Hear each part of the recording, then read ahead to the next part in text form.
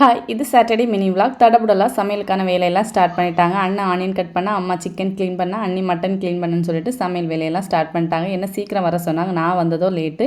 எதுக்காக இவ்வளோ பெரிய குவான்டிட்டியில் சமையல் நடக்குதுன்னு பார்த்தீங்கன்னா, தங்கச்சிக்கு முறை சாப்பாடு பொங்கி போடுறோம். கல்யாணம் ஆக போகிற பையன் ஆர் பொண்ணுக்கு வீட்டு ரிலேஷன் இருக்கவங்க சமையல் பண்ணி முறை சாப்பாடு கொடுப்பாங்க. முறை சாப்பாடுனாலே ஒன்லி உளுந்தஞ்சோறு ஆர் சிக்கன் ஆர் மட்டன் இந்த மாதிரி வச்சு கொடுப்பாங்க. ஃபேமிலியில் எல்லோரும் உளுந்தஞ்சோறு அந்த மாதிரி கொடுத்தனால நாங்கள் கொஞ்சம் டிஃப்ரெண்ட்டாக சிக்கன் தம் பிரியாணி, மட்டன் சுக்கா, சிக்கன் கிரேவி, ஒயிட் ரைஸ், ரசம் இந்த மாதிரி தான் மெனு ரெடி பண்ணிக்கிட்டோம். குக்கிங்கில் பெஸ்ட்டு அண்ணா தான். ஃபுல் அண்ட் ஃபுல் அவனோட குக்கிங் தான். நாங்கள் எதுவுமே சப்போர்ட் கிடையாது. ஒன்லி கட்டிங் ஒட்டிங் மட்டும்தான்.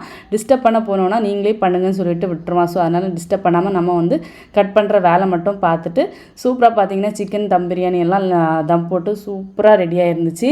நிறைய குவான்டிட்டி பண்ணும்போது எல்லாருக்கும் இருக்கிற ஒரே டென்ஷன், பிரியாணி அடிப்பத்திடக்கூடாது, டேஸ்ட்டு சூப்பராக வரணும் அப்படின்னு சொல்லிட்டு தான் பிரியாணி சூப்பராக நல்லா உதிரி உதிரியாக வந்துருச்சு.